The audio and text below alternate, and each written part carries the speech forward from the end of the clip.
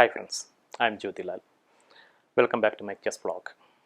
In today's video, I am going to explain to you the method of playing against the classical center. In the first video, as you remember, I explained how to play with the classical center. So let me go straight into the game here.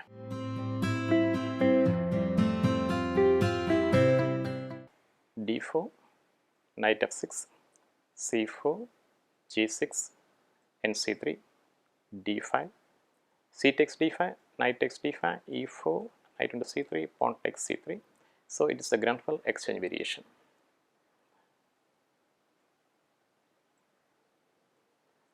And white played here ne2. Well, this is a typical exchange Grenfell with white enjoying the classical or ideal center. So let us now take stock of the situation and can have a look at the black's move here. Black played knight c6. Well, white has built up the ideal center out of the opening and is poised to strengthen it before formulating a definite plan. But why did black play the knight instead of the pawn to c5? Why is he not attacking the center with c5? Well, the answer is simple. Black has not given up the plan to attack the white center, but merely has postponed it for a more opportune moment. Usually c5 is called for, a direct attacking move aimed at destroying the center, to be followed by piece pressure. So after nc6, white castled and black played b6. But a bit curious to see b6 here. Well, black is following a clear plan here, and white played a rook b1.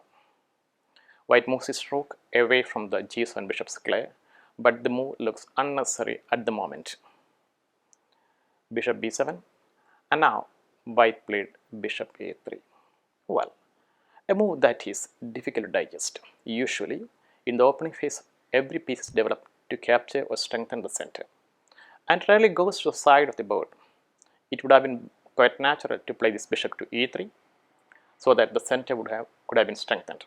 As we all know, every pawn center requires sufficient piece support to make it strong and mobile. So this move, bishop a3, looks a bit ugly. Knight a5. So the first assault is taking place on the white center. Bishop d3, the bishop returns to strengthen the pawn center. Queen d7, and white played f4. Well, this move looks quite strong at the outset, but this is bad as this creates a hole in the white's position. White probably believes that he is building up an imposing pawn center, but unfortunately forgets that it is not well defended. Also, please note that the white's king is slightly exposed along this diagonal. Black wastes no time and immediately strikes at the white center. Well, here white could have played rook f2, minimizing the damage, but he played d into c5. So here we understand that the classical center has been destroyed to a certain extent, and black plays very creatively here, playing rook f8. Threat is obviously, you can see that bishop is attacked. Bishop c2, queen c7, and the queen is attacked. Queen e1. And knight comes to c4. So all the black pieces except the rook on a8 are fully active here, and white grabbed the pawn, c into b6, a into b6, once again giving black another hope. This time his a rook is also activated. Now this position is clearly superior for black. Bishop went back to c1. Of course, black would have taken on a2 here, but he went for another knight a3. Is very much confident. This move shows the level of confidence in the black side here. So after bishop a3, rook a3, e5. Well, this is an attempt by white to block the active bishop, the g7 bishop. At the same time, he opens the diagonal of the other bishop towards the white's king. So if I rook into a2, black picks up the pawn here, bishop b3, and you can see black doubling up these rooks in a very peculiar manner. Now here white played rook f2 and now e6. Here white needs to defend precisely and he played rook d1. A shade better would have been knight coming to d4, blocking the rook's connectivity. After rook d1, rook takes d1, bishop takes d1, g5. So here playing g3 is out of question because it opens a long diagonal and invites the queen to c6, and that is going to be the end of white's hopes here.